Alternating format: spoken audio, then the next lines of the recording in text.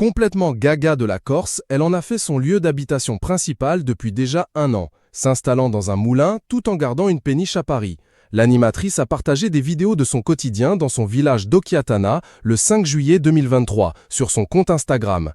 Elle montre fièrement le travail qu'elle a accompli dans son jardin, mais ce grand espace n'est pas facile à entretenir et Christine Bravo ne le cache pas. La preuve, elle souffre le martyre. Une publication partagée par Christine Bravo, @Christine Bravo Tour du Monde. Dans la première vidéo, la pensionnaire des grosses têtes de RTL marche dans son jardin et montre à ses abonnés ses fleurs et son travail.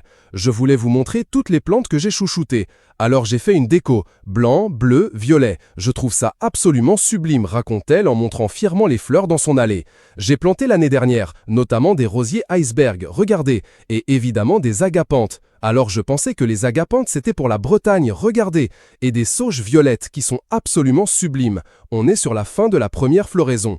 Par la suite, l'animatrice de Sous les jupons de l'histoire tient à préciser « C'est pas terminé, c'est très long de paysager un moulin, mais il faut lui rendre hommage. C'est un moulin magnifique du 17e que j'adore. » L'animatrice et ex-pensionnaire des grosses têtes, Christine Bravo, a décidé de quitter Paris pour aller vivre en Corse, dans le Maquis. Si elle a gardé sa péniche dans la capitale, c'est donc dans un petit village de Balagne qu'elle vit désormais avec son mari, l'homme d'affaires Stéphane Bachot.